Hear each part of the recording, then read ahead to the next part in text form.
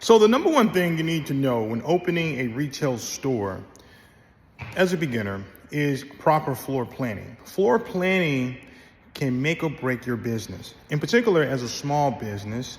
So in this video, I'm gonna give you 3 key concepts you should use when planning out your floor when opening a retail store. Now, this could be vintage retail store, it could be new or thrift vintage stores, or whatever the case may be. Whatever type of clothes you're selling inside a retail store, you gotta have a floor plan. So before we get into it, hit the subscribe button to get wonderful content just like this. It should be somewhere below. So the number one thing to do is to make sure you have a decompression zone. Now, what is this? Well, when you first walk into your store, there should be 8 feet of space whereby there's nothing there. There shouldn't be any racks, there shouldn't be any tables, there should be any clothes there.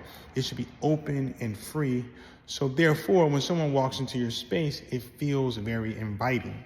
It feels welcoming, and this is the feeling you want people to have when they walk inside your store. Typically, that's 8 feet. It doesn't matter how small the store is. Oftentimes in smaller stores, people try to compress that decompression zone. But you don't want to do that. You want to keep it open.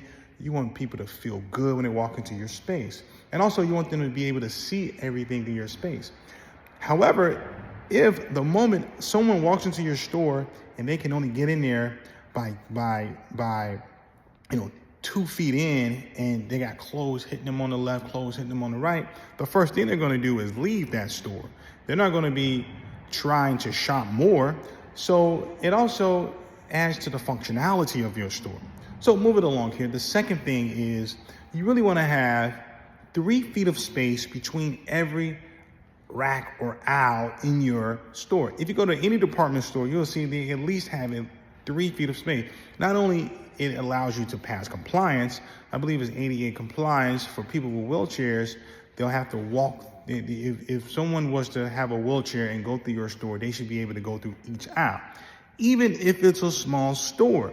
Now, if it's a small store, I understand that there could be certain moments where you can have 2 feet. I'm not saying that you need to have 3 feet in every single crevice or crack of your store.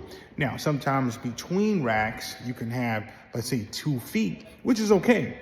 However, though, the main aisles of your store should have at least 3 feet of space. Now, if it's just when you walk in, you can have a table in the middle, and on the left side, you got 3 feet of space. On the right side, you have 3 feet of space. Okay, that's okay. And then in between those racks, to the left and to the right, is maybe 2 feet of space.